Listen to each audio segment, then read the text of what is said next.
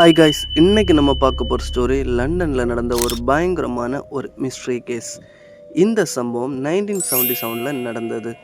ஆனால் இன்னைக்கு வரைக்கும் இது உண்மையா இல்லை பொய்யான்னு யாராலையும் கன்ஃபார்ம் பண்ண முடியலை. லண்டனோட என்ஃபீல்ட் ஏரியாவில் பெக்கி ஹட்சன் ஒரு அம்மா அவங்க 4 பசங்க கூட ஒரு சாதாரண வீட்டில் வாழ்ந்துட்டு இருந்தாங்க.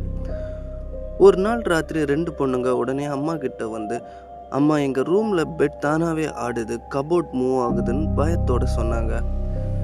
முதல்ல அவங்க இதை குழந்தைங்க இமேஜினேஷன் தான் நினச்சாங்க.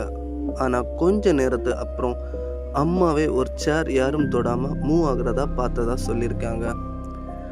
அதுக்கப்புறம் அந்த வீட்டில் தினமும் புதுசாக சம்பவங்கள் நடந்த ஆரம்பிச்சிடுது. நைட் ஆன உடனே வாலில் யாரோ தட்டுற மாதிரி ஒரு சவுண்ட் கேட்குது.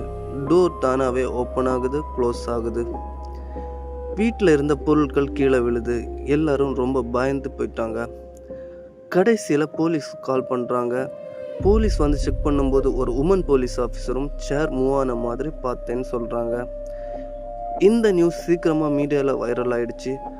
ஜேர்னலிஸ்ட், ஃபோட்டோகிராஃபர்ஸ், பேரநார்மல் இன்வெஸ்டிகேட்டர் எல்லாரும் அந்த வீட்டுக்கு வர ஆரம்பித்தாங்க. அந்த வீட்டில் இருந்த 11 வயசு பொண்ணு ஜன்னத் பற்றி ரொம்ப பெரிய விஷயம் பேசப்பட்டது. சில பேர் அவள் பெட்டில் இருந்து மேலே பறக்கிறதா பார்த்தேன்னு சொல்கிறாங்க. சில ஃபோட்டோஸும் ரீல்ஸ் ஆச்சு. ஆனால் சில பேர் என்ன சொல்கிறாங்கன்னா, அது பறக்கிறது இல்லை, அவள் ஜம்ப் பண்ணும்போது ஃபோட்டோ எடுத்திருக்காங்கன்னு சொல்கிறாங்க.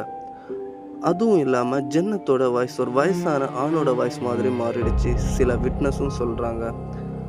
அந்த வாய்ஸ் இந்த வீட்டு என்னோடது, நான் இங்கே தான் இருப்பேன் பேசினதாகவும் சொல்கிறாங்க. இந்த சம்பவம் 2 வருஷத்துக்கு மேலே கண்டினியூ ஆயிடுச்சு. ஆனால் இன்வெஸ்டிகேஷனில் சில நேரத்துக்கு குழந்தைங்க ஃப்ராங்க் பண்ணதாகவும் எவிடன்ஸ் கிடச்சிது. அதனால தான் இந்த கேஸ் இன்னைக்கு வரைக்கும் 2 பக்கம் டிவைட் ஆகியிருக்கு.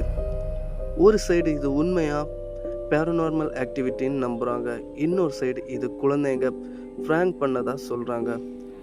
உண்மை என்னன்னு இன்னைக்கு வரைக்கும் யாராலையும் ப்ரூவ் பண்ண முடியலை. அதனால தான் இந்த என்ஃபீல்ட் கேஸ் உலகத்தில் ரொம்ப ஃபேமஸான ஹாரர் மிஸ்ட்ரீஸில் ஒன்றா இருக்குது. இந்த சம்பவத்தை பற்றி பேஸ் பண்ணி ஹாலிவுட்டில் த கான்ஜூரிங் 2 படத்தில் சில சீன்ஸும் எடுத்திருக்காங்க. இப்போ உங்கள் டைம்.